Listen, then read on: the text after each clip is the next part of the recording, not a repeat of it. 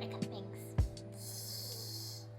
In this video, I'm gonna show you some stickers I made and some clay pins I made for my store opening on the 20th of September.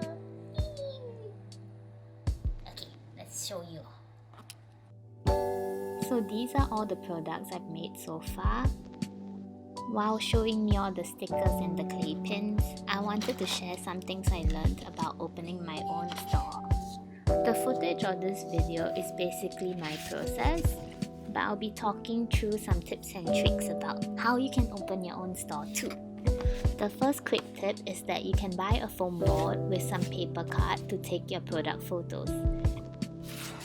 Basically, you put a white foam board opposite your light source to reduce the amount of shadow on it.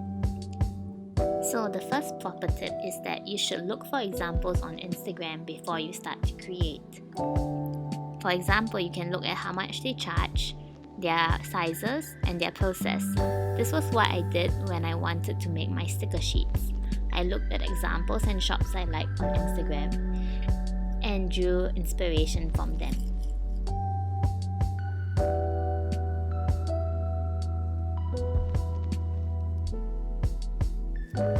Another tip is about handmade items.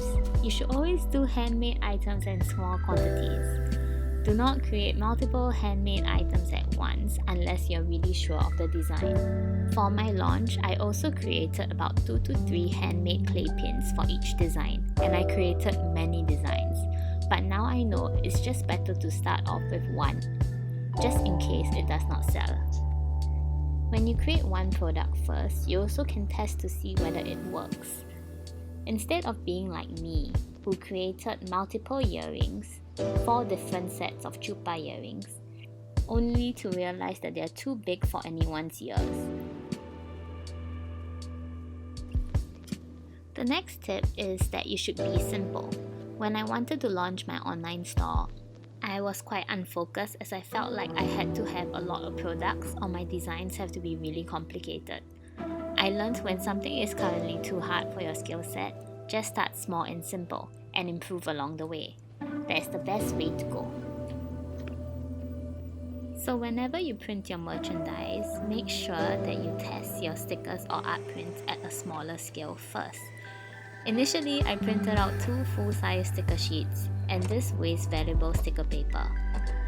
So to reduce your heartache, please do not be like me and waste valuable sticker paper.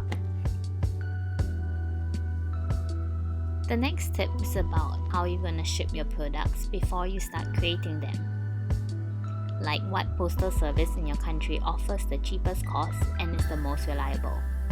For my clay pins, I realized that the shipping fee will be more expensive than sending the sticker sheets. In my country, the clay pins are considered a parcel as they are thicker than 1 cm. This increases the cost of international shipping. So this differs country to country, as in Australian Post, the maximum thickness is 2 cm. So be sure to check your country's postal service. The last tip is to keep trying, experimenting, and asking for feedback. It is okay to fail as long as you know your mistakes and try to improve on them. Go for it! Thank you for watching.